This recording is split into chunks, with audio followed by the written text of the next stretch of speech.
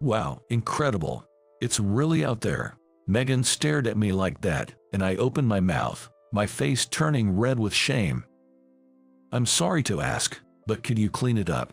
Of course, Megan responded, reaching out to the object in front of me. My name is Ken Johnson. At 25, I'm a labor and social security attorney. Currently, I'm working in a law firm. But truthfully, I've been considering a move to a different firm. The persistent attention from Agnes, the daughter of the head of the firm, has been causing me quite a bit of distress. Hey, Ken, want to go to a movie together this weekend? Agnes, I'm sorry, I have plans. Oh, really? You said the same thing last time, you know. Agnes is a well-educated young lady and a flamboyant beauty. If you married her, you'd be set for life. My colleagues often tell me, but no matter how hard I try, I can't seem to fall for her. However, I can't exactly brush her off either. I'm really in a pickle. But before I even consider a career move, I need to clean up my apartment. Moving would be a hassle. I have always been bad at housework, and my whole room had become a garbage dump. I used to justify it by saying no one else was coming over anyway, but that excuse isn't going to fly anymore. My mother, who still lives in my hometown, called to say she was coming to visit. Ken, I'm coming to visit. It's been a while. Hearing these words over the phone sent me into a full-blown panic, trying to avoid the impending disaster. No.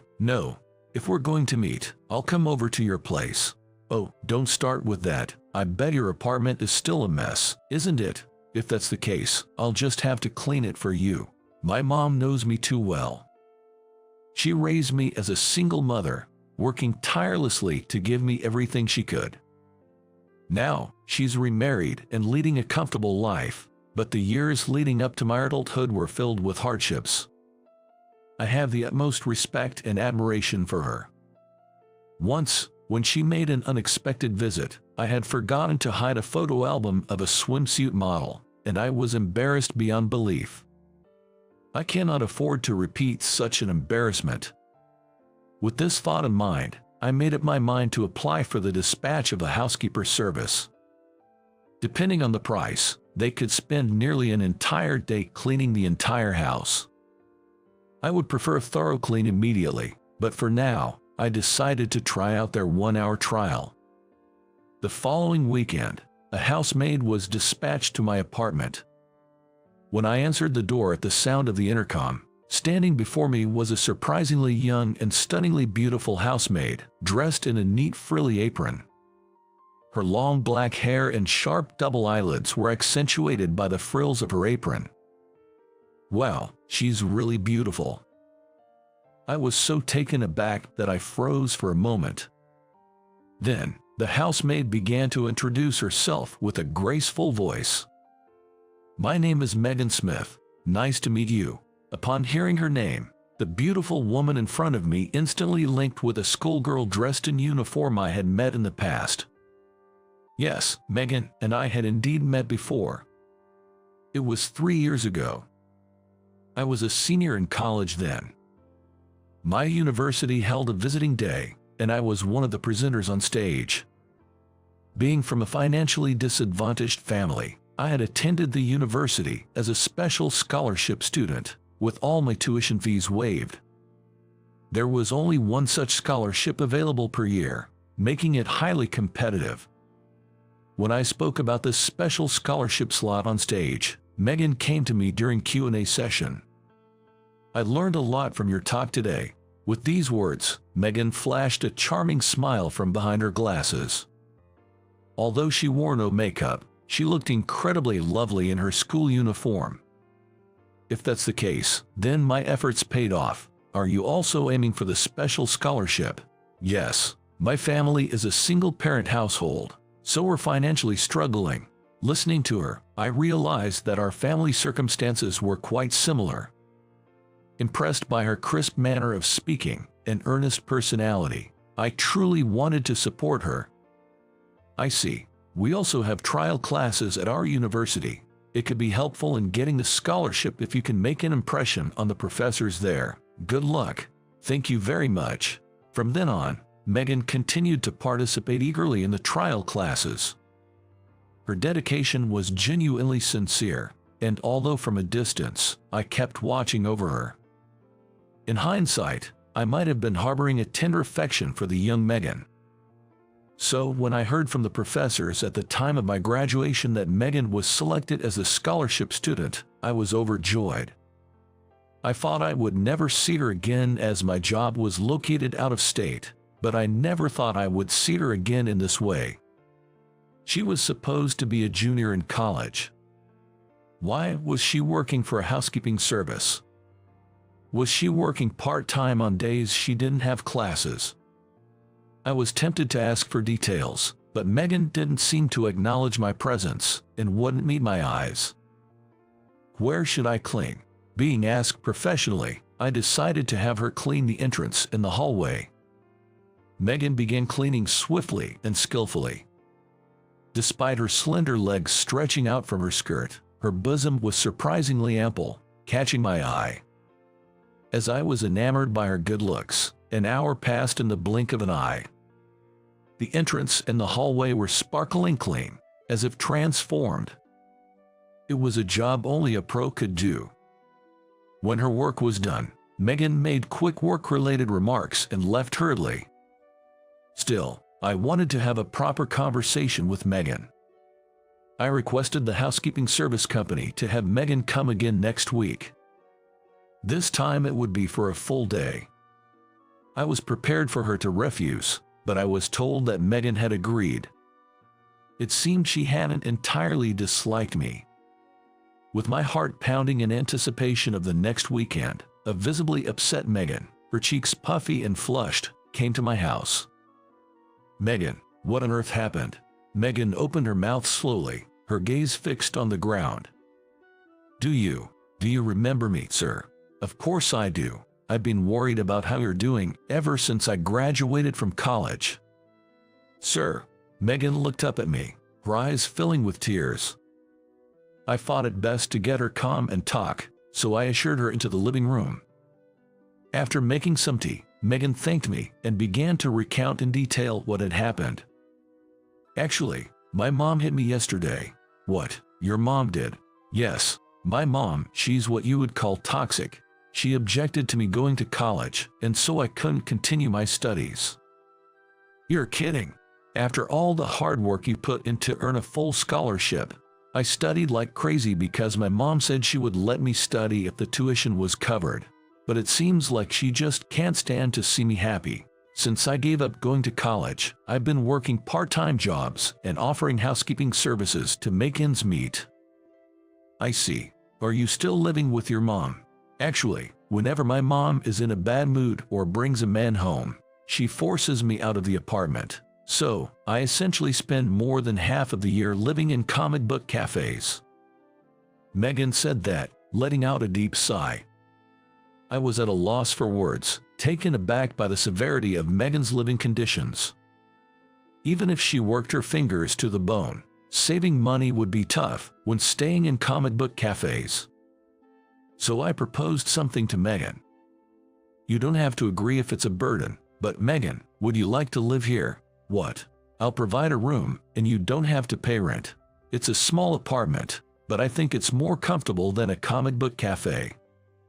"But wouldn't that be a bother for you?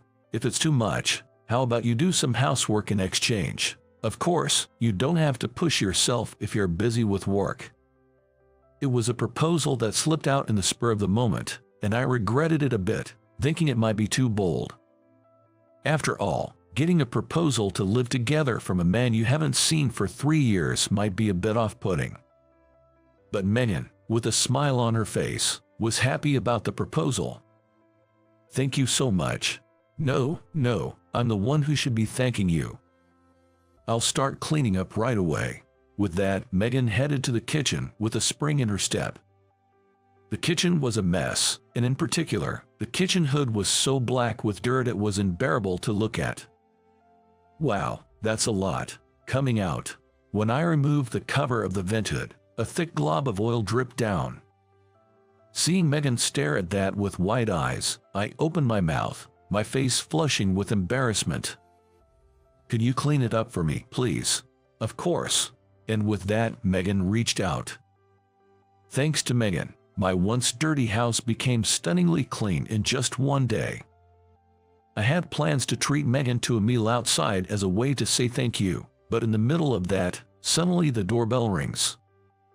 With a bad feeling in my gut, I opened the door, and sure enough, there was my mom.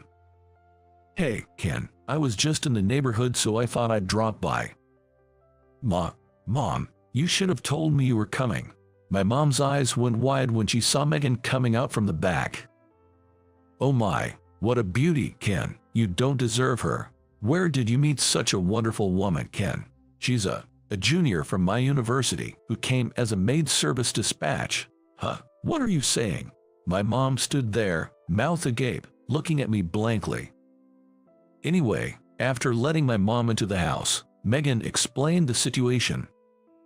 Once my mom understood the situation, she laughed merrily. "Aha, I see. That makes sense. I mean, there's no way a stunning girl like her would date Ken, right?" "Mom, that's enough. By the way, I bought some beef for dinner tonight. Would you like to join us, Megan?" "Yes, absolutely. Actually, please let me cook it." "Really? Well, I might take your word for it then." Using the ingredients my mom brought, Megan served us a delicious stew just under an hour later. "This is amazing. It's like something you'd get in a restaurant." "It's true. It's incredibly good." I, who usually just ate ready-to-eat supermarket food, was deeply moved by the homemade meal. To top it all off, Megan even made pancakes using ingredients from my kitchen. "Whoa, this is delicious. I'll pay you. Can you make it again sometime? I want my husband to taste this too." No, I'm not a professional. I can't accept your money." No, it's so delicious. You're practically a professional." "Right. I'd love to try some other pastries too." And so, after eating her delicious food, my mom left our house in a great mood. Our family home is a 2-hour drive away, so I'm sure she'll visit us often from now on, mostly to taste Megan's cooking. Sorry, moms like that. She may drop in unexpectedly. It's a relief having you around, Megan, or else I get scolded for the state of the house.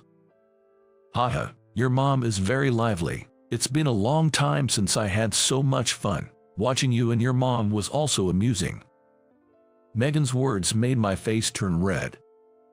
Shoot, I wanted to act cool in front of Megan, but mom always throws me off my game. And so, our shared living experience began.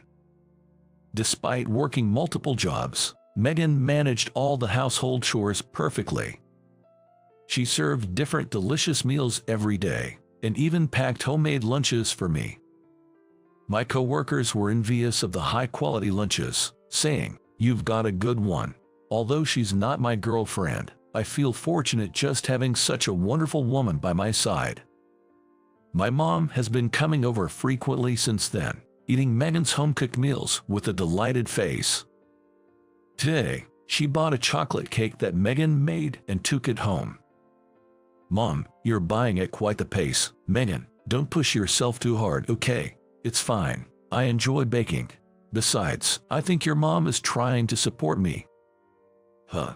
I think she's giving me money under the pretense of buying sweets because she knows about my circumstances. I should be the one saying thank you. Am I really allowed to be this happy? Said Megan, as tears streamed down her cheeks. Hearing her words, I too felt a warmth welling up in my chest. My mom just wants to be of any help to Megan, even if it's just a little. I gently patted Megan's crying back. It's okay. You've had a tough time until now, Megan. You've saved me as well, and my mom adores you. I'm so happy, Ken. Megan trusts me, but our relationship is based on business. I have no intention to press for a relationship because of that. Megan is still young and beautiful, full of infinite potential. There's no way a woman of her caliber should always stay with me. She should find a better life and a partner far better than me. Even though I think this, The thought of an end to this happiness makes my chest hurt. The following week, the doorbell rang again. Expecting my mom, I opened the door, only to find Agnes standing there. Caught off guard by her sudden visit, Agnes had a look of discontent on her face. "Ken, you're letting a maid service woman live here. You dared to let such a woman into your house, leaving me out." "Hey, Agnes, please calm down." Ignoring my pleas, Agnes barged into the house. Then she began hurling insults at Megan. "How dare you? There are limits to being impudent, barging into someone's house just because you're a maid. Get out of here now." Eek. With that, Agnes tried to pull on Megan's apron. My body moved instinctively at the sight, and I stood in front of Agnes. Behind me, Megan was trembling with fear. Ken, what are you? Even if it's Agnes, I won't allow it. She didn't barge into the house. I'm the one who's been giving her money to have her here. That's how much I like her." Even I was surprised by the intensity of my feelings. It was as if something I'd been holding back was suddenly released. "I know it's lame, but even so, I want her here. It's my choice, so there's no reason for you, Agnes, to say anything about it." "What? I don't know who you are anymore, Ken." With that, Agnes stormed out, angry. "I might not be able to stay at that office anymore, but I don't care. I won't forgive anyone who hurts Megan." When I rushed over to Megan, she looked at me intently. She must have been troubled by what was said. "Megan, I'm sorry. I didn't mean to say that. I'd be happy if you could stay here without worrying about it." "No, I'm happy, because I like you, Ken. There's no need for you to be considerate." I was surprised and looked at Megan's face. "I've liked you since the first time we met. I thought you were just sympathizing with me because of my circumstances, so I'm really happy. Unbelievably, we are mutually in love." Overwhelmed by this unexpected turn of events, I hugged Megan tightly, enveloped in a sense of happiness. "I'm happy to. From now on, I want to be with you, Megan. Always." It was the moment I decided to protect her for the rest of my life.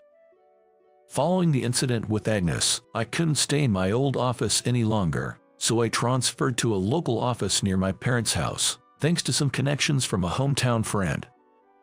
Thanks to Megan keeping the house neat and tidy, the move went smoothly.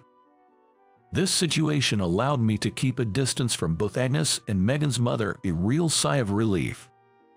What I'm most grateful for is the mutual love between my mother and Megan. My mother always treats Megan like a daughter, and for Megan, my mother is the ideal mother figure, giving her the love she never received before. She looks happy every day. Megan is currently studying to become a social worker while helping out at the office. With her keen attention to detail and exceptional work, Megan is highly regarded in the office. I'm sure she will pass her exam. A year into our relationship, Megan and I got married. Because of the situation with Megan's mother, we chose not to have a public wedding ceremony. Instead, we had a small party at our house with family. The table was lined with home-cooked meals from Megan and my mother, and a diamond ring sparkled on Megan's finger. I'm so glad that Megan agreed to marry our Ken. I now have a beautiful daughter, and I'm truly happy. I could die happy now. Mother-in-law, please don't say things like that. I've just gotten used to calling you Mom. Megan, dear. Because we moved close to my mom's house, my mother pops in more frequently than before. But with Megan around, we're always ready for her visits. I can trust Megan with the house and my mom, so it's a relief. As I savor this happiness, I am determined to work harder to bring more joy to my family. I hope you enjoyed the story. Your channel subscription would be a great source of motivation for us. See you in the next video. Running away overseas just because of a heartbreak is way too simplistic. I used to chuckle at such plots every time I saw them on TV shows. I never even imagined that fate would have something like that in store for me. I'm Alan Thompson, a businessman turning 43 this year. I work at a major sports manufacturing company, specifically in the product development department. I'm considered rather capable within the company. I was genuinely convinced that if everything stayed on track, I'd join the race for promotions at our headquarters. The one who jumbled up my destiny was a certain woman. Her name is Emily Johnson. She was in her second year of employment, still a newbie. Initially, she was in a different department, but this spring, she was transferred to the product development department where I work. Emily was someone who drew attention within the company.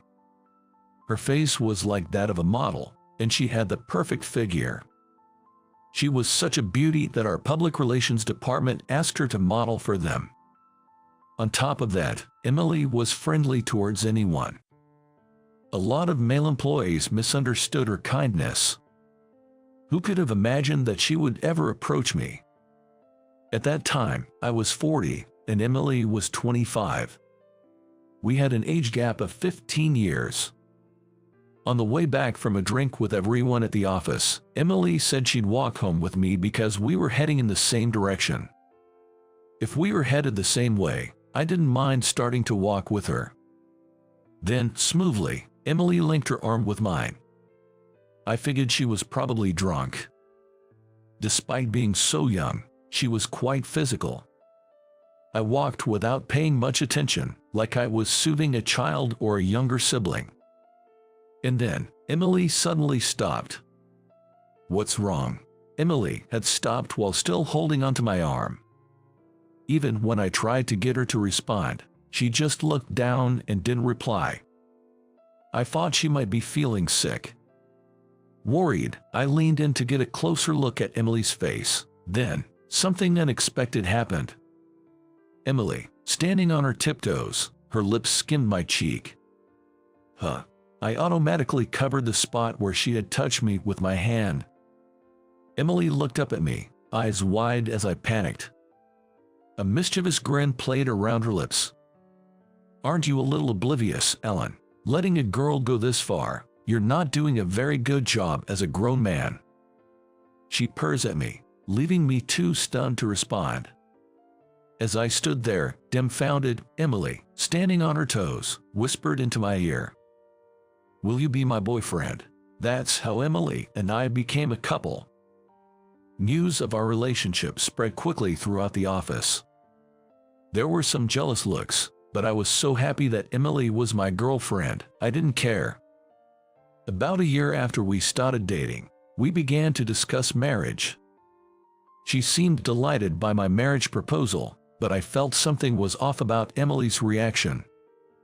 Our marriage plans weren't moving forward at all. The cause was clear. Emily was not at all cooperative when it came to marriage-related topics.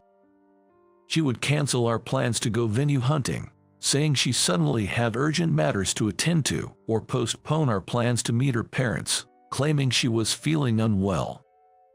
Half a year after we started talking about our marriage, the topic was at a standstill. That's when I heard a disturbing rumor. Bad news usually reaches those involved last. And that's exactly what happened to me. The rumor was that Emily was cheating on me. A new employee who started in April, his name was John Davis, seemed to be quite taken with Emily. And the rumor was that Emily wasn't exactly too displeased. I wanted to believe in her, and I wanted to keep believing. But reality is cruel. I happened to stumble upon the two of them in a secret meeting. It was when I was scouring the document storage room for presentation materials with my colleague, Jim. The door to the room opened, and in came Emily and John, chuckling together. In a split second, we hid ourselves. The two of them stood closer than mere coworkers would, whispering and laughing about something. I felt like I was going to pass out. Then, Emily's words, like a dagger to my heart. I'm tired of playing nice with an old man, John. You'll keep me entertained, won't you? I've realized, just before getting married, that I can't stand elder care. In shock, I accidentally dropped the documents I was holding to the floor. Startled by the thud of the falling papers, the two of them turned to look. Emily's eyes widened as they fell on me. Unable to meet Emily's gaze, I quickly left the document room. That night, I turned off my cell phone and went to sleep. I didn't want to talk to anyone. That was all I had on my mind. The next day was Saturday, a day off from work. As soon as I turned on my cell phone, calls, texts, and emails from Emily popped up one after another. I deleted them all without reading any. It might seem cowardly, but I spent that weekend erasing all traces of Emily from my surroundings. Feeling refreshed, I went to work on Monday, devoting myself more than ever to my job. I consciously kept Emily out of my sight. Being busy meant I didn't have to think about Emily. And so, a month went by in a blink of an eye, without making time to talk to Emily. My boss seemed to know about the breakup between Emily and I, and was very considerate. It was then that the opportunity for an overseas assignment came up. It was open to anyone interested, so I immediately told my boss, I want to go. Having Emily and John on the same floor was a stress for me. The overseas assignment was to New Zealand. I thought it might be nice to be free of various entanglements and face my work. In the New Zealand branch, including me, there were 8 Americans. Accommodation was provided, and though it was my first time being assigned overseas, I didn't feel inconvenienced at all. Rock climbing and free climbing were popular there. My job was to gather the information needed for the product development of these gears on site. To get the ball rolling, I had a phone number and address of a certain person, who I was told by my peer back at the headquarters to contact as soon as I arrived in New Zealand. I had finished unpacking for my moving in and was set to start at the office the next day. Without delay, I decided to reach out to this person. Hello, this is Amy. She was American, apparently working as a guide for free climbing. She sounded younger and had a more adorable voice than I had imagined, which took me by surprise. I was introduced by Stevenson and wanted to get in touch. My name is Alan Thompson. I hope I've got the right number for Ms. Smith. Upon hearing my words, and excited, "Oh, I've been expecting your call," came through the phone. When I mentioned that I would like to arrange a meeting soon, she promptly shared a few dates when she was available. I felt a little relieved that she seemed easy to work with. I had been worried about how I would manage if she turned out to be a difficult person to deal with. We agreed to meet at the branch office 2 days later at 3 p.m. Just as I was about to end the call with a "looking forward to meeting you then," she exclaimed, "Oh." For a moment, I was startled, wondering if I had said something to upset her. But it turned out to be a needless worry. I almost forgot to say welcome to New Zealand. I hope you enjoy your stay. With that, Amy hung up. I was taken aback and found myself holding my phone to my ear for a while, stunned.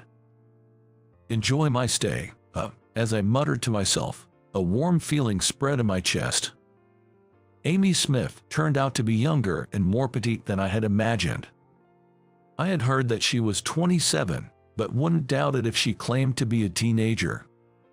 She had a clean-cut face with 3 beauty marks under her cool-looking eyes. Above all, her sun-tanned, lively smile gave me a sense of her strength as a living being on this planet.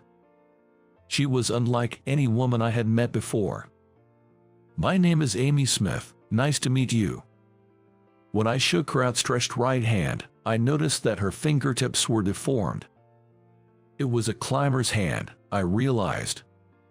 The feel of her hand made me understand her commitment to climbing. I explained my job duties in New Zealand and sought advice from her. To which she replied with a smile, "Why don't you give it a try? Wait, rock climbing. Can I handle it at my age? I've never done mountain climbing or bouldering before. What's more, I'm turning 43 this year. Embarrassingly enough, I'm pretty uncoordinated." Various anxieties crossed my mind. I suppose my anxieties must have been showing on my face. Amy, with an encouraging smile, reassured me. Age is irrelevant when it comes to taking on a challenge. Her casual remark left me responding with a dumbfounded huh.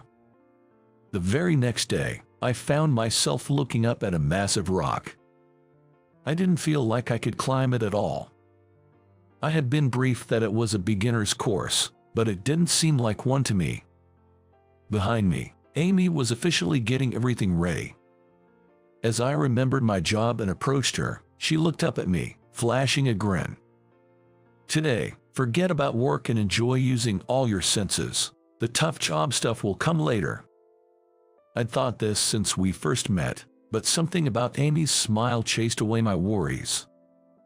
I turned back to look up at the rock. The fear I'd felt earlier was gone. In its place, a determination to make it to the top. Well, let's go easy. Amy patted my tense shoulder lightly. In that instant, I felt a wave of relaxation. Everything was going just as she planned, which made me break into a smile. My first rock climbing experience was amazing, to put it mildly. My entire body ached from muscle strain, and my sunburned skin still stung. But all of that was a comfortable kind of tired. I think I'll never forget the view I saw when I reached the top. Amy doesn't only cater to tourists from America but to people from all over the world. Apparently, she originally learned the allure of free climbing from her father and older brother. But when Amy was in middle school, her parents divorced. She ended up living with her mother. Within a year of the divorce, her mother remarried. The man she remarried was a doctor. Her mother pressured Amy into pursuing a career in medicine. Faced with high school entrance exams, Amy was torn. And then she ran away from her mother's house, determined to live her own life. She was laughing as she told me that she had run away on the day of her middle school graduation ceremony. When I went to my father's and brother's place, they had a new family and a new sister. I felt like I couldn't intrude. Over dinner, which she treated me to as a thank you for the daytime work, a slightly drunk Amy shared her life story with me. It seems she's had quite a roller coaster ride of a life. After telling me this much, Amy closed her mouth. She'll probably tell me more when the time comes. I thought as much and didn't pry any further. That night, I realized something. When the two of us are dining together, various people come up to Amy. Americans in New Zealand on working holidays, students studying abroad, local children. Plus, people who, at a glance, look like they're seasoned climbers. They all greet her with a smile, saying, "Amy." The topics of conversation are diverse. Consultations about studying abroad, relationship advice. There's also a lot of information exchange between climbers. "You're really popular." The sheer number of friends appearing one after another surprised me a bit. Well, it's kinda like my survival skills for living alone. It's important to value encounters and information. Raising her tumbler, Amy laughed.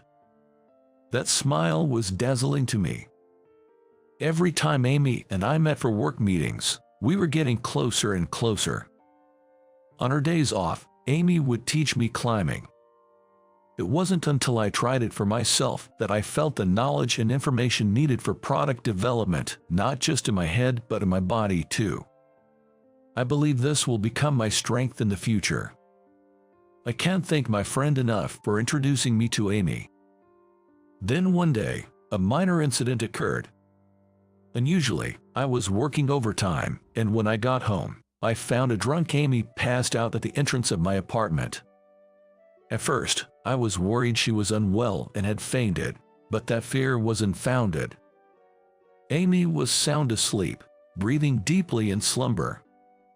"Hey, Amy, you'll catch a cold. Please wake up." When I gently shook Amy, who was sleeping curled up like a cat, she groaned. It seemed she had had quite a bit to drink. There was no sign of her waking up, as she seemed to be in a deep sleep. I heard she is not a heavy drinker.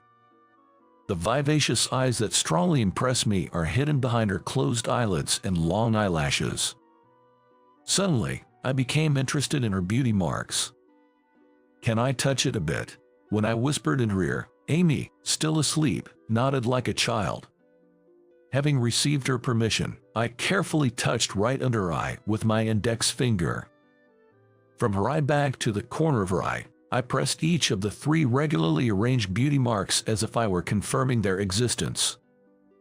Maybe it tickled because Amy's eyelids trembled slightly. Going any further would be risky. "Come on, wake up." When I tried to lift her upper body by holding her arm, a drowsy Amy clung to me. Caught off guard by the sudden event, I exclaimed, "Whoa," and tried to push Amy away from me, but she was holding on with such strength that I was unable to move. "Hey Amy, wake up. You're mistaking me for someone else." She must have mistaken me for someone else. That's what I thought, and kept telling her, "You've got the wrong person." Then suddenly, the strength in her arms gave way. She rested her forehead on my shoulder and said with a slightly hoarse voice, laughing, "You're Alan, right? Do you not like me? You never invite me. Does that mean I have no chance?" Like she was talking in her sleep, Amy said, "He's probably half asleep, I suppose." Honestly, I had noticed that she had a bit of an affection for me. And I'm aware that I'm drawn to her too. I don't want anyone telling me to consider the age difference. Amy is full of life, captivating, and honest. But I still don't have the confidence to reciprocate her feelings. Because I'm still hung up on Emily. What if I'm betrayed again? Or even if that's not the case, if Amy ends up falling for another guy and leaves me? I don't think I could bounce back from that. I know it's unfair. But I still couldn't take that step forward. That night, I put a passed-out Amy to bed and used a sleeping bag for myself. The next morning, Amy woke up panicked in an unfamiliar bed. And apparently, she was suffering from a horrible hangover. "You were sleeping by the door." When I explained what had happened last night to Amy, still panicking, her face quickly turned red. "I'm so sorry for the trouble." She immediately bowed deeply on the bed. I couldn't help but laugh at the sight, finding it hilarious. Usually calm Amy panicking was just too adorable. Since I was laughing so much, Amy, after lifting her head, puffed out her cheeks in a sulk.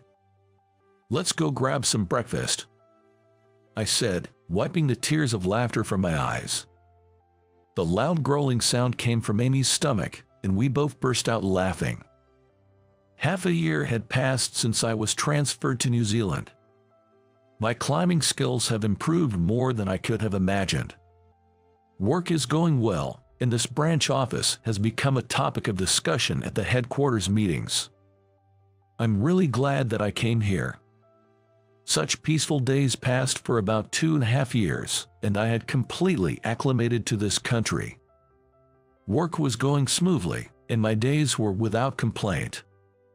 Then, one day, an incident occurred. I received a message that Amy had been involved in a climbing accident. A guide, knowing I was close to her, had the thoughtfulness to notify me. I checked the hospital she was taken to and gripped my car keys with trembling hands. Seeing my state, the branch manager kindly offered to drive instead. He was probably worried that my shaken state might cause an accident. When we arrived at the hospital, a few familiar guides were standing in front of the emergency treatment room. They all had somber expressions, staring at the treatment room door. My heart was pounding so hard it felt like it was about to leap out of my mouth. One of the guides noticed me and beckoned me over. As I ran to him, he informed me that Amy is safe. Immediately, I felt all my strength drain away and I slumped onto a nearby bench. Apparently, Amy had sustained minor injuries, but her climbing partner was critically injured. A woman and child, who seemed to be the partner's family, came running down the hall in a frantic state. Just then, the treatment room door opened, and Amy emerged, with bandages wrapped around her left hand and head. She had a cut above her eye, which was a little swollen. Surrounded by her fellow guides, she kept repeating, "I'm okay." She then anxiously looked back at the treatment room door. It seemed her partner was still unconscious. Amy bowed deeply to the partner's family that had rushed over. Then, she hugged the worried children tightly. From a distance, I watched Amy explain the situation of the accident to the partner's wife in a calm manner. The partner's wife seemed strong, and it appeared as if she was consoling Amy instead.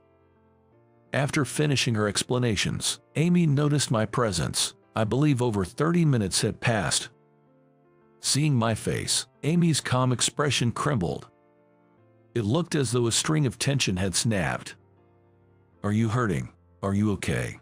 When I asked her, Amy sank down next to me, drained of energy. "I wish it had been me who fell."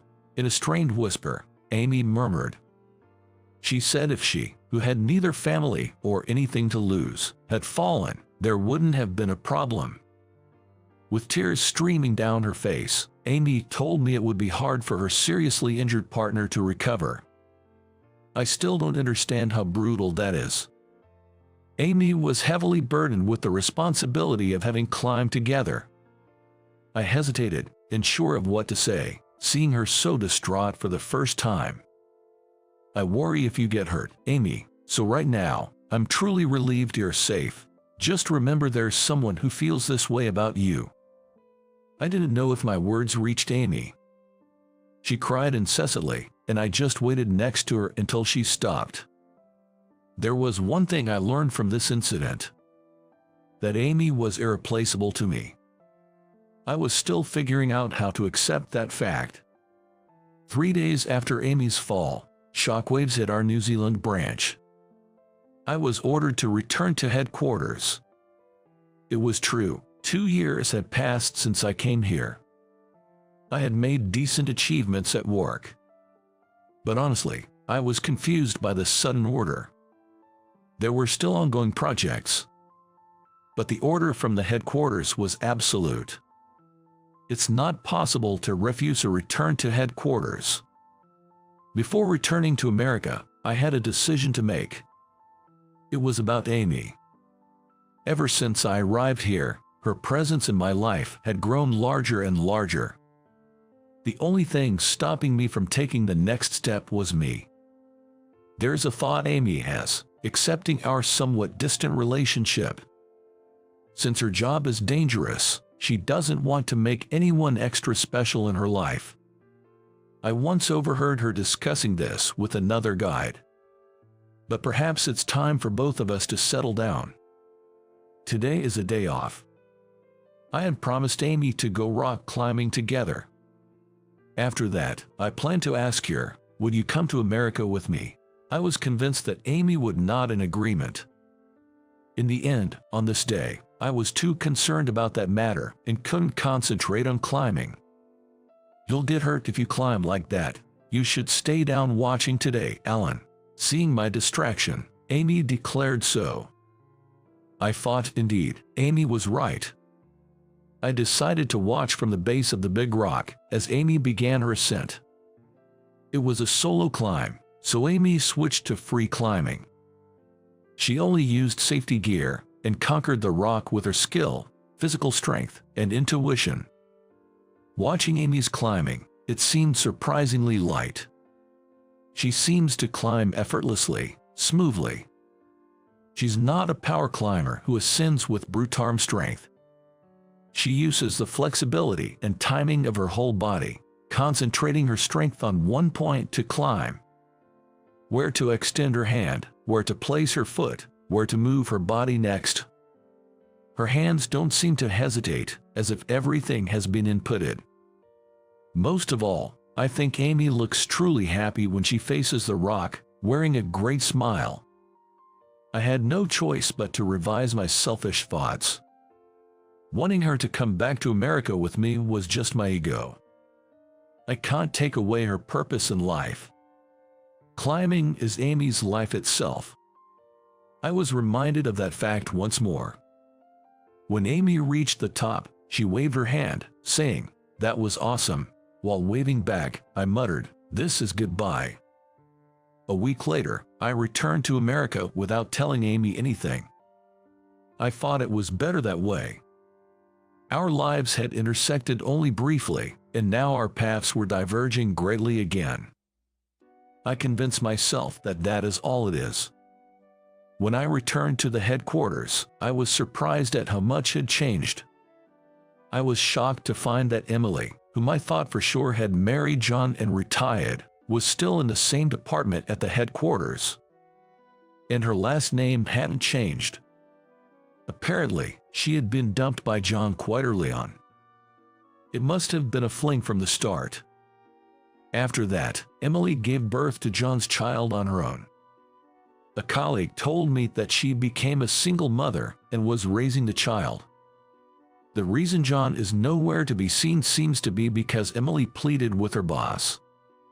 She was furious with John, who refused to acknowledge the child. She revealed everything to the directors. That John had toyed with her and dumped her just before they were supposed to get married.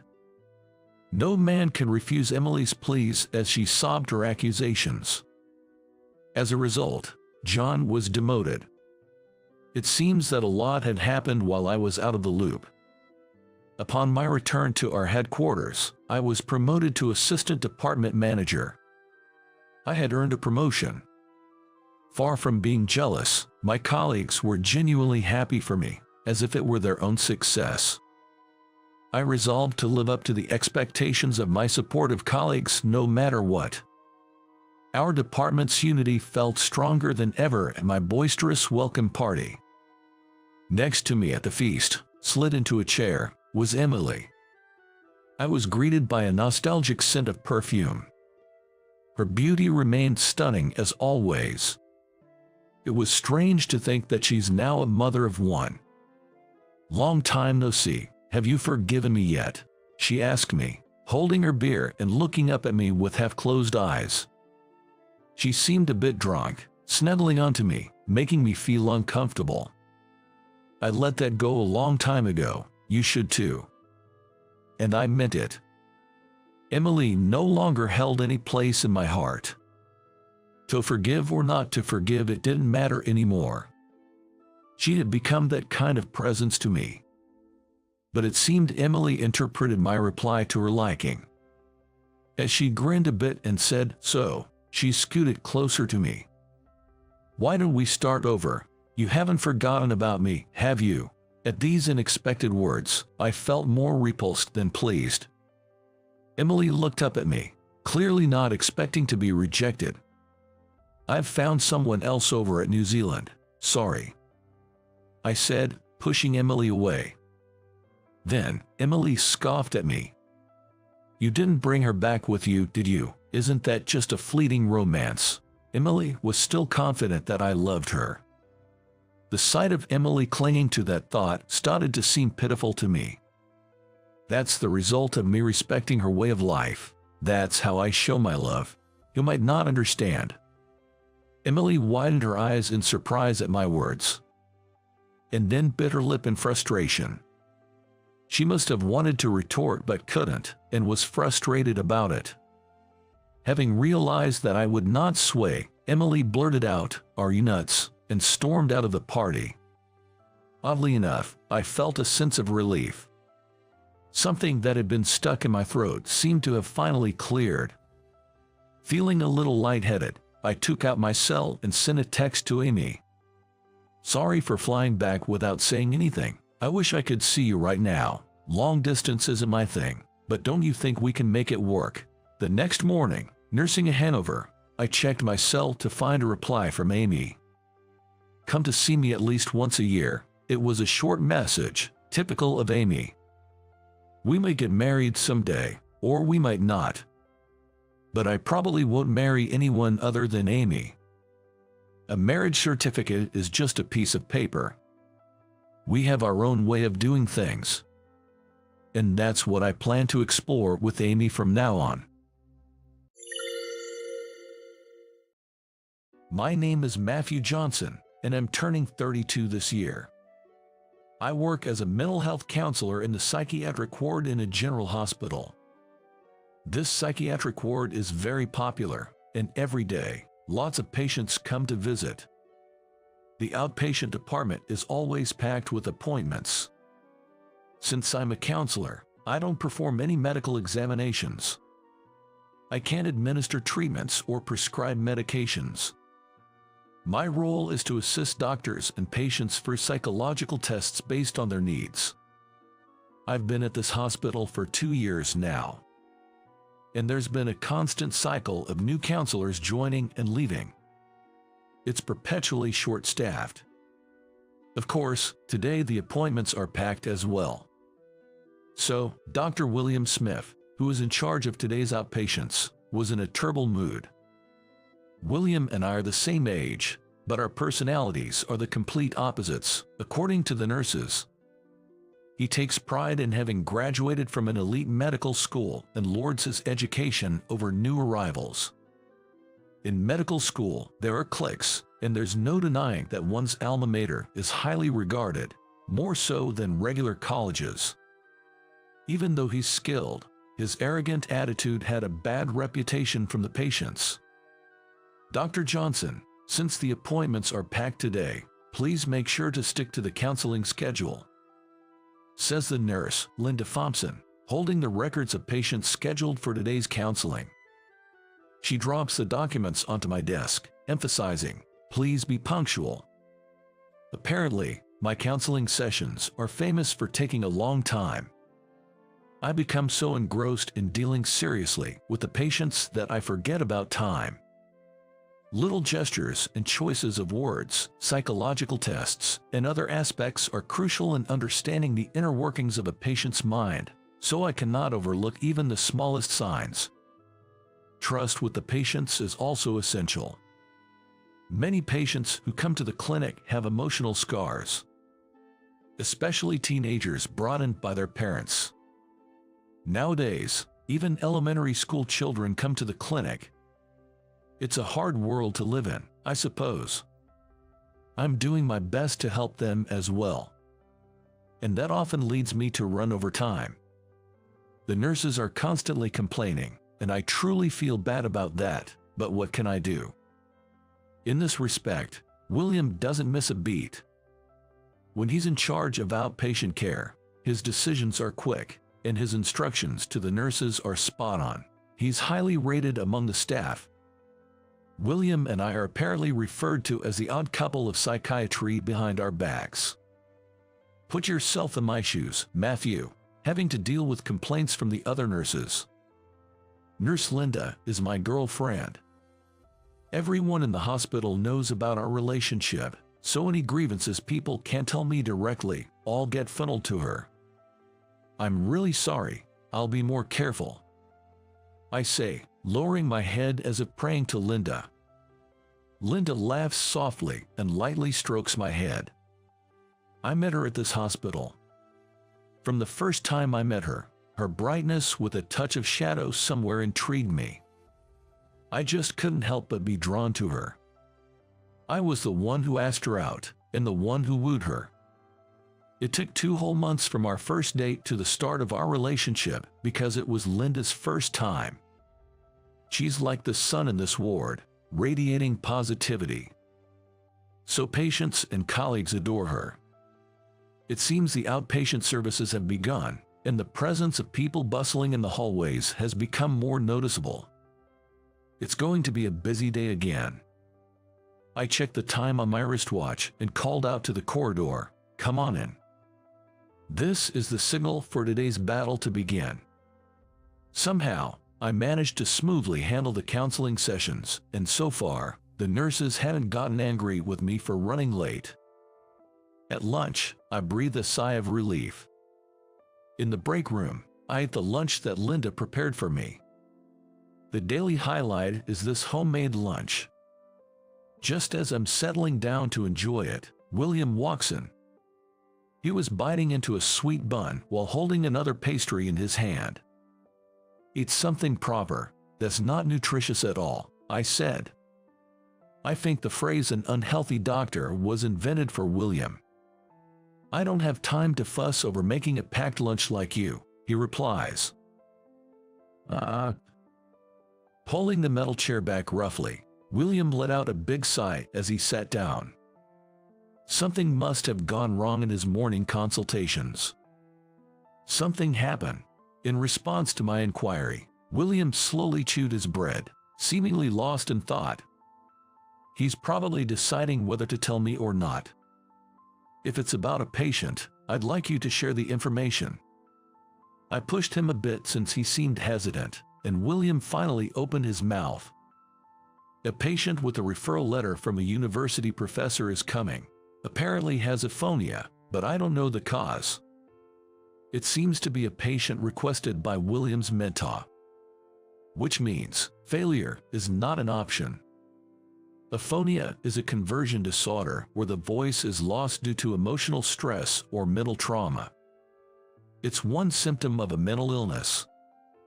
Psychological therapy, medication, counseling, and various approaches are necessary. Of course, voice training will probably be involved as well. The professor specifically named you. Why? Have any connections with the university? I see. So that's what he wanted to know. I don't know, maybe it's a referral from someone. There aren't many psychological counselors out here. I explained to him that I don't know the professor and have no connections with the university. He still looked unconvinced, but a nurse came to call William, and our conversation ended. As the afternoon consultations began, so did my counseling. I realized that a new appointment had been squeezed into what should have been my break time. Probably, this was the patient William was talking about. Age 18, named Caitlin Miller. Recently, she lost her family in a traffic accident. The symptoms of aphonia appeared right after that.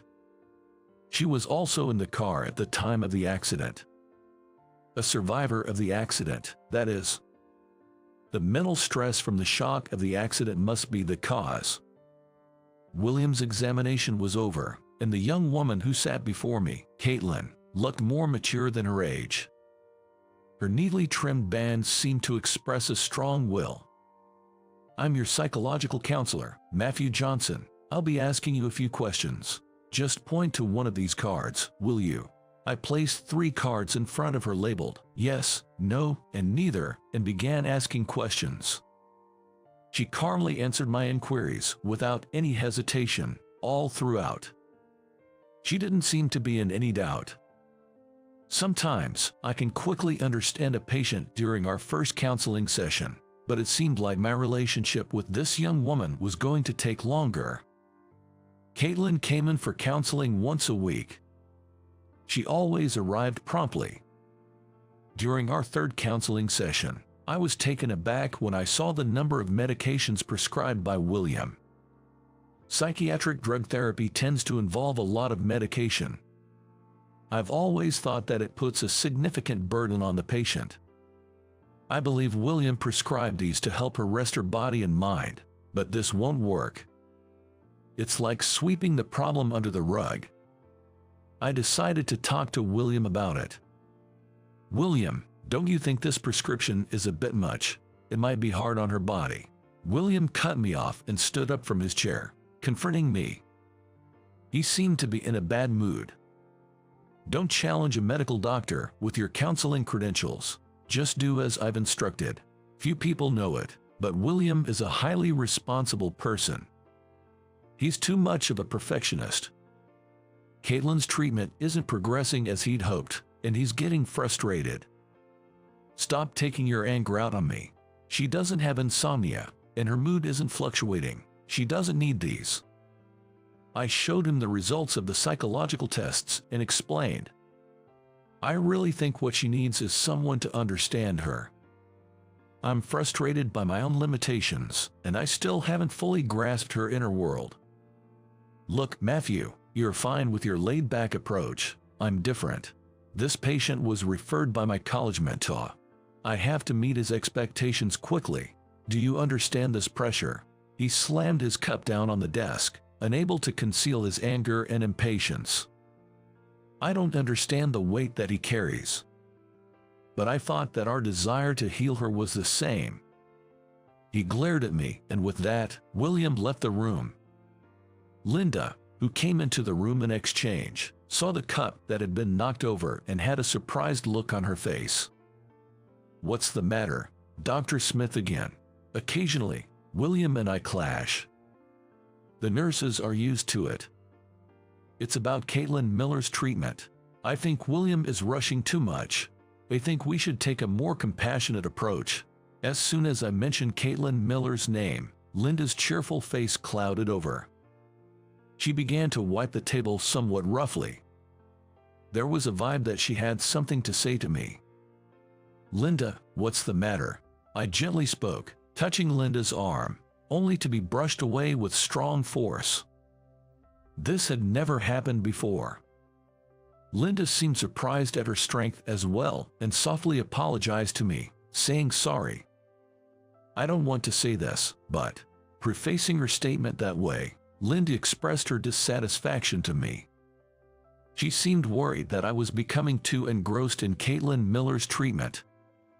Though trust hasn't been fully established yet, I could feel that Caitlin was interested in me. She would show up at the hospital even on non-counseling days, and she'd borrow books from my shelf. Our counseling sessions always run over time. Recently, even when I'm with Linda, Caitlin often becomes the topic of conversation. I've got a lot bottled up inside because of her, Linda said, coming closer to me. Lately, we haven't been spending much time together, just the two of us. I certainly understand what Linda wants to say. What? Here. I couldn't take my eyes off Linda as she approached. She sat down next to me, bringing her face closer. I've got a lot bottled up inside. Complaints. I'll explode if I don't vent. You're going to listen today. Don't run away, she declared, pointing at me. I'd been neglecting to care for the most important person. I might really be qualified as a counselor. That evening, Linda's complaints were heard in my room, and an apologetic meeting was held, with me bowing my head over and over. Linda made me drink like crazy, and I was hungover the next day. Fortunately, I had no appointments in the morning. I slowly drank my coffee while checking Caitlin Miller's psychological test results. I thought I might be overlooking something significant. If the initial approach is wrong, no progress will be made. Suddenly, as I looked at the psychological test results, the words that William said yesterday crossed my mind. My intuition started to buzz, telling me, this is it. I checked her family structure, her parents' and siblings' history, and the position she was in. The misunderstanding had been there from the very beginning. I trusted that intuition, and during the counseling, I asked her, the loss of your voice wasn't because of that unfortunate accident, was it? At my words, she opened her eyes wide. And then she nodded vigorously. You don't play the piano anymore. Looking at her neatly extended fingertips, done with gel nails, I asked her. Then she tightly clenched her fingertips and nodded. Caitlin had been called a piano prodigy since she was 3 years old. Her name is listed in competitions. She had started walking down the path of a musician at a young age. But at some point, her presence had vanished. Whether it was due to the typical adolescent mind, or she felt her limits. That is something only she knows. She could no longer play the piano like before. Caitlin, who had been raised with high expectations, may have been playing the piano just to meet the expectations of adults. And Caitlin's heart was broken. Around the same time, it was decided that her brother would study abroad as a special soccer student. Probably, that was when she developed mutism. Your parents hid the fact that you lost your voice from those around them, didn't they? At my question, She nods. She had been absent from school for over 6 months. And this was the evidence that her parents tried to hide the fact that she had become mute. Her parents were said to be perfectionists. Suddenly, Caitlin stands up and headed to the whiteboard. And with a flowing motion, she runs her pen across it. Being unable to speak is shameful. Having a child with a disability is embarrassing. Written neatly on the whiteboard, these were probably words thrown at Caitlin by her parents. I thought that I had no value if I couldn't play the piano, and that I shouldn't exist. She wrote this and turned towards me, smiling with a grin. Caitlin's smile looked as if she was crying. That's not true at all. It'll be okay. Let's get your voice back together. I'm here for you. At my words, Caitlin tried to respond by opening her mouth.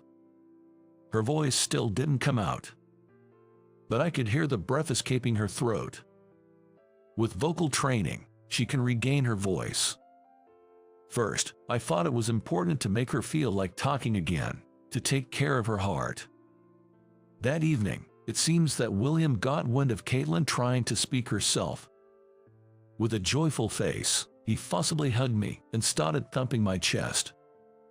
Ouch. I feel like I understand why the professor picked you.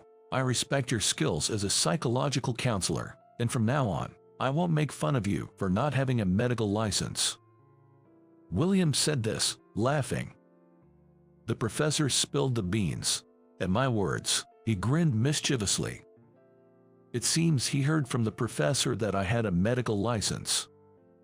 I had hidden my medical license because I wanted to focus on my work as a psychological counselor. Now you can work even harder, Matthew. I'm counting on you. True to his words, William stopped ridiculing me as he used to. He started consulting me about the treatment plan and began to listen to the psychological test results and process. Lately, there are even rumors among the patients that William has become kinder. In the midst of all this, Caitlin's treatment for mutism was gradually progressing.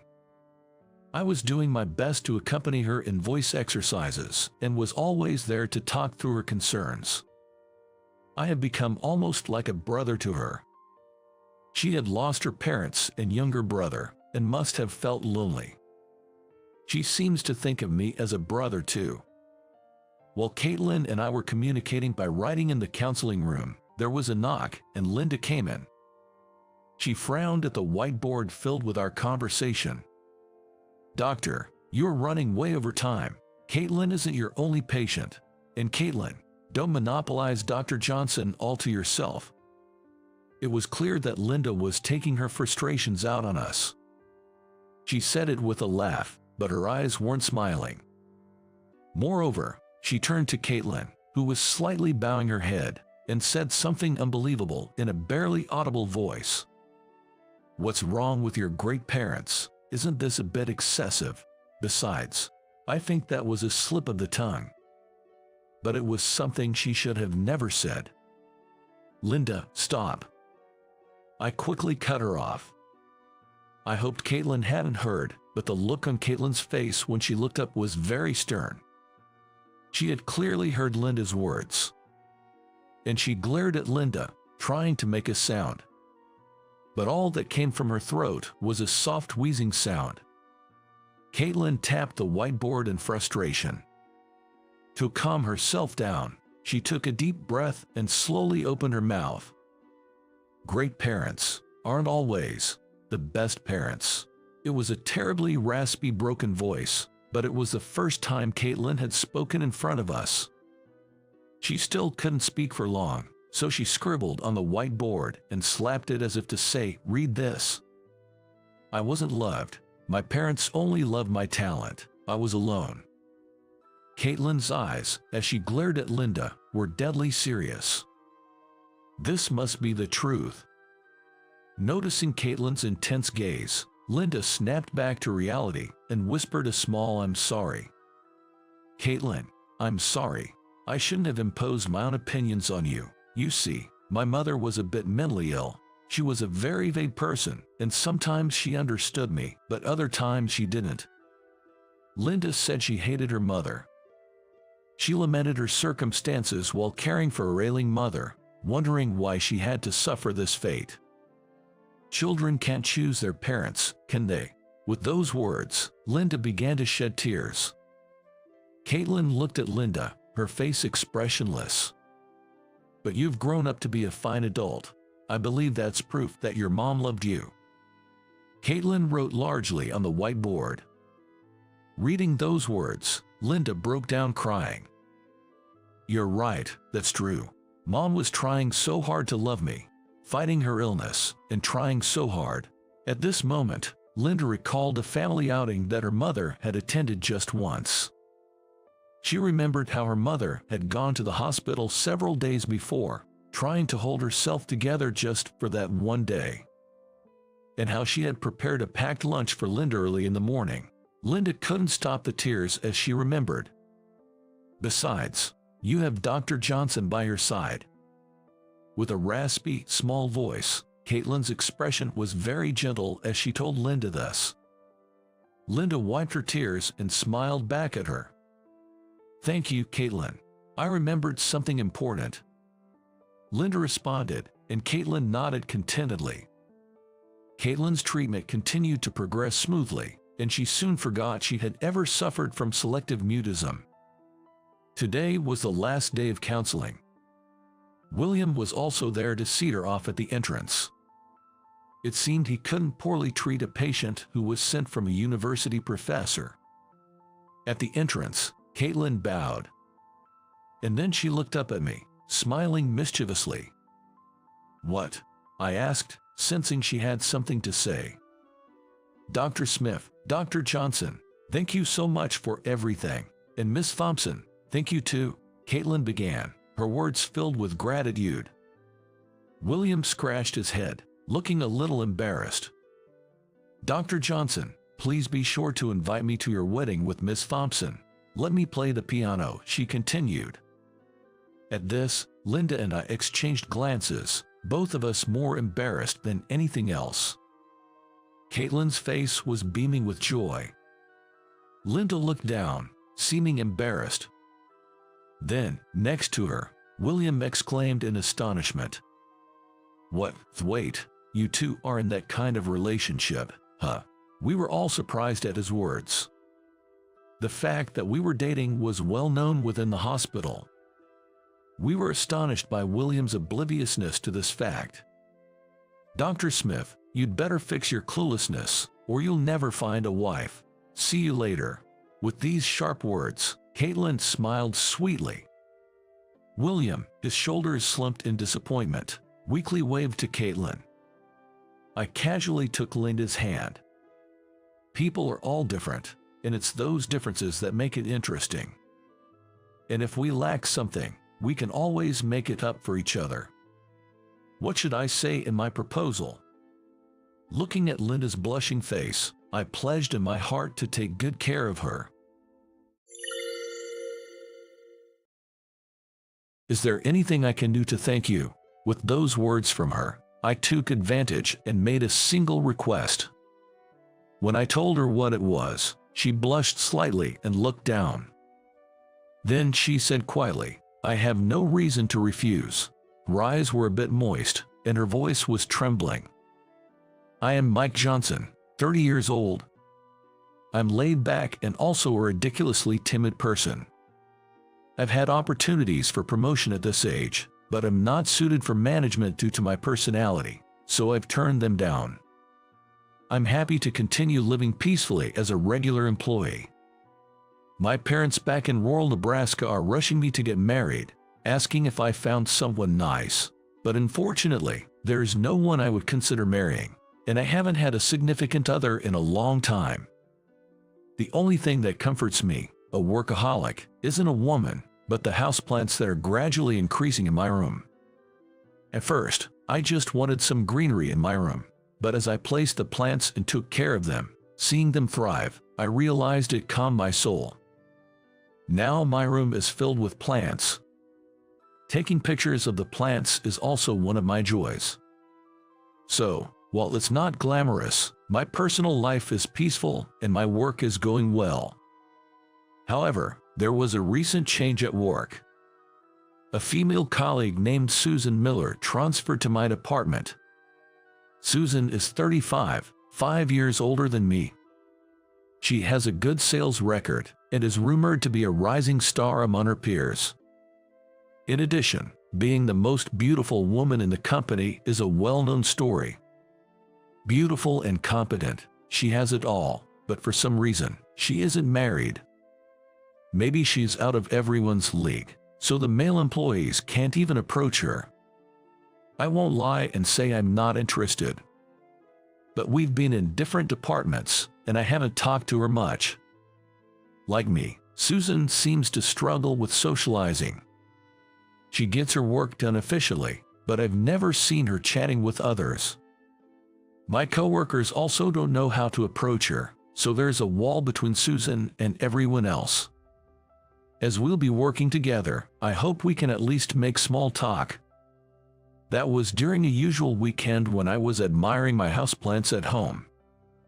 I was transplanting potted plants on the balcony when a single piece of paper fluttered down from above. I picked it up, thinking it was something, but it turned out not to be paper, but a thin paper bag containing plant seeds. It probably came flying down from the floor above, but should I return it or not? While I was wondering what to do, the doorbell rang. I thought I knew who dropped the bag, so without checking who it was, I opened the door. But the next moment, I froze on the spot. It seemed the other person was the same, as we stood silently facing each other for a while. Susan, to my soft murmur, the person in front of me answered yes. The one who rang my doorbell was my attractive senior at work, Susan, whom I had recently begun working with. Her hair, usually tied up at work, was loosely hanging over her shoulders. Perhaps because it was the weekend, and she was dressed in a relaxed dress, without her usual glasses. I dropped the bag of seeds and came to get it. I had no idea that you lived downstairs, Susan said, seemingly surprised. It's not unreasonable. I was surprised too. Such coincidences do happen, don't they? Later, Susan told me that she had moved into this apartment building 3 months ago. Since Susan and I had different off-duty times before transfer, we hadn't run into each other. And I tend to stay at home on my days off. While we were both surprised by the coincidence, I returned the bag of seeds to Susan. Thank you so much. I'm sorry. I was planting seeds in the planters on the balcony and accidentally let the bag of seeds be carried away by the wind. I was glad to hear that, because I felt a sense of familiarity. I was also transplanting pots on the balcony. You like gardening? I mean, growing plants too, Susan. Yes, I love houseplants and keep them in my room. Oh, maybe that one is in my room too. Susan pointed at the small houseplant I had placed by the entrance. From there, we talked about the potted plants we were growing. I was surprised to learn that Susan lived upstairs, but even more surprised that she, who always seemed to put up walls and worked methodically, was talking so much and so lively. Especially when talking about plants, she had such a soft and gentle expression. Seeing her like that, I thought she was adorable. There seems to be a gap between her work and private life, and I think that's what attracted me to her. From that day on, Susan and I began to communicate privately as well.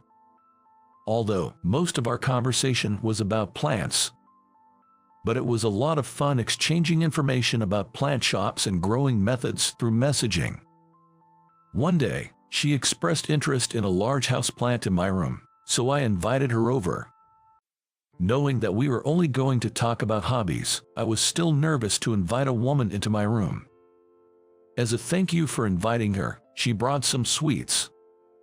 The way she can be so thoughtful makes her even more wonderful, I thought, and I probably had romantic feelings for her. I began to realize my feelings. I was staring absent-mindedly at Susan in my room when she muttered, "Camera. My SLR camera is sitting in my line of sight." I do a bit with the camera too.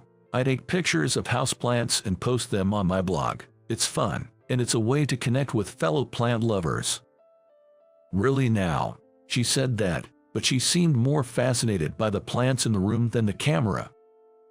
After privately talking with Susan for a while, I suddenly received a request from a beautiful colleague. The beautiful colleague, of course, is Susan. I'm going on a business trip for a month.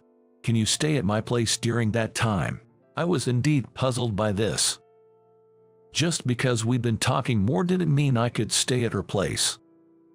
Seeing my troubled face, Susan continued with a smile. I'm sorry for springing this on you. I was half joking about the living part. You don't have to stay. But while I'm away, I'd like you to take care of my plants. Some can be left alone for a while, but others need frequent care. This is my first time being away so long, and I'm really at a loss. My parents live out of state, so they can't come help. I felt relieved upon hearing that. Apparently, she doesn't have friends she can casually ask to take care of them. I know what kind of plants she has in her room, and I understand how to take care of them. Plus, Susan's house is right above mine, so it's easy to get there. But isn't it careless to let a man into a woman's apartment? I thought, but she reassured me by saying, "You're the only one I can ask. I'd trust you." I was pleased with those words.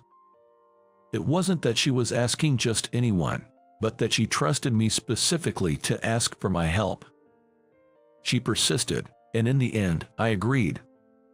I did it because she was in trouble, nothing more. It's definitely not because I was asked by the beautiful colleague I have a soft spot for, looking up to me. The night Susan went on her business trip, I, who had been entrusted with the spare key, headed to her house. Entering a woman's home when she wasn't there was a first for me, and I was filled with trepidation. Inside the room, there were as many houseplants or more as in my room. Each leaf was lush, and the stems were strong. It showed that she was taking good care of them. Previously, Susan had mentioned that she collected a lot of books about plants. She had told me that I could look at anything on her bookshelf when I visited during her trip, so I immediately checked to see what books were there. That's when I noticed a handwritten notebook mixed in with the books. Upon flipping through it, I realized it was Susan's notebook summarizing the characteristics and care methods of her plants. From the number of books and the contents of her notebook, I could tell that Susan wasn't just fond of plants, but was studying them to take care properly. I've grown various plants, starting with houseplants, but I never really studied them in depth. But as I looked through Susan's notebook, I began to enjoy it, and I became engrossed in reading her plant books and her compiled notebook in her room while she was away on business. I learned many new things, and it was exciting to have knowledge pouring into me. It was interesting and stimulating for me. I thought I was just going to take care of her plants in her place, but I ended up enjoying thrilling days beyond my imagination. When Susan came back, she thanked me for taking care of them, but I told her that I should be the one thanking her. I learned a lot and had even more fun growing plants. Hearing my words, Susan gave me a soft smile. My heart raced at her soft smile, softer than I had ever seen. "No, I should be the one thanking you, Green Man." When she said that, my heart skipped a beat. Green Man is the name I use when posting pictures of plants on my blog. I write about their features and how to grow them, almost like a diary. I started it just to keep a record for myself, but sometimes I get comments from fellow plant enthusiasts. I've been writing since I was young because it allows me to connect with people who share the same hobby. I had told Susan about writing the blog, but I hadn't told her that I write under the name Green Man. I wonder how she knew. As I was thinking this, Susan told me a story about something that happened at a company she used to work for. It was a so-called toxic workplace that imposed a harsh environment with bullying, unpaid overtime, and no holidays. Apparently, she became physically and mentally worn down because of it. That was when I discovered Green Man's blog. I've always liked plants but never had the time to grow them myself. The pictures of plants on the blog and the peaceful diaries of living with them were healing for me. I read it almost every day. I had no idea Susan had such a past. I've also been in a situation where I became depressed because my relationship with my boss at my previous company didn't go well. Growing plants was part of my therapy for depression. I was so weakened, I sent a message to Green Man on his blog, "Work is hard, and I don't have time to be healed by plants." And he replied, "Quit your job, and let's be healed by plants together." Hearing that, my memory came flooding back. I had indeed had such an exchange on my blog. Since she was talking about how hard it was to go to work, I couldn't see it as someone else's problem. I myself couldn't quit my job due to anxiety, but once I quit, I realized that both my mind and body were becoming healthier. There's no need to be crushed by the company, so if it's tough, it's better to get out early. That's what I thought. Back then, I was told by my parents and those around me to try a little harder, but no matter how hard I tried, the situation didn't get any better. The first person to tell me that I could quit was Green Man, and I was glad, and I felt really relieved. So I quit the company right away. I wanted to send a thank you message, but I left a dark message, so it felt awkward to send another one. But I'm really glad I quit my old job. It's all thanks to you, Mike. Thank you. No, I also wondered how the person who gave me that message was doing. It was you, Susan. I'm relieved. How did you figure out that Green Man was me? She seemed to have guessed by looking at the cameras and desk calendar when she came to my room. I hadn't noticed, but apparently, the things in my room and the desk calendar were often captured in the photos I posted on my blog. She still didn't seem to be sure, but when I wrote on my blog that I was taking care of a friend's plants for a month while she was on a business trip, that seemed to be the deciding factor. I'm grateful that she still checks my blog, but I feel a little anxious, thinking that a woman who has feelings for me is reading it. What if I wrote something strange? But other than that, I felt nothing but joy. A person who was troubled like me was able to move forward because of my words. And she has become a fellow plant lover. I felt that the fact that my blog, which started as a hobby, had become something I could push people to do, would give me confidence. I am so grateful to you. Thanks to you, I now have time to be healed by plants, and my days are very peaceful. Is there anything I can do for you? Anything you want? At those words, I jumped at the chance. I thought it was a chance to convey my feelings. I don't know if I'll have an opportunity like this to talk at length again. I want you to let me express my feelings. I like you. The time I spend with you feels good, and I was happy to see a smile that I don't often see at work. I'm glad you entrusted me with taking care of the plants, and I liked your studiousness. It made me recognize again that it's just like you. I want to date you, but I don't want to use the word thanks. So, if you don't want to, please refuse me clearly. That's my request. Susan listened to my confession with a surprised expression. But when she finished listening, she firmly responded, "Why would I refuse? It's more of a reward for me, since I feel the same way." Her cheeks were slightly red as she said this. I didn't care what I looked like. I was so happy I struck a victory pose. Seeing me, she burst out laughing. Our relationship was going well, and there were changes at work too. She had been consulting me about communicating better with her colleagues. It seemed that her shyness was the cause of the perceived barrier between her and those around her. So I suggested to her that we put some houseplants in the office and make it a talking point. I had heard before that colleagues wanted something green, something soothing in the office. With everyone's consent, Susan and I took the initiative to place and take care of indoor plants. The cool-looking Susan turned out to love plants, and she became very talkative about them. Colleagues started talking to her more often. Susan herself seemed to enjoy the conversations with others. Her smiles increased at the office, and I couldn't be happier. "Mike, you always push my back, thank you." Her smile, now, is my greatest comfort. I used to think that only plants could heal. I've found a comfort greater than plants, and I'm deeply and truly content.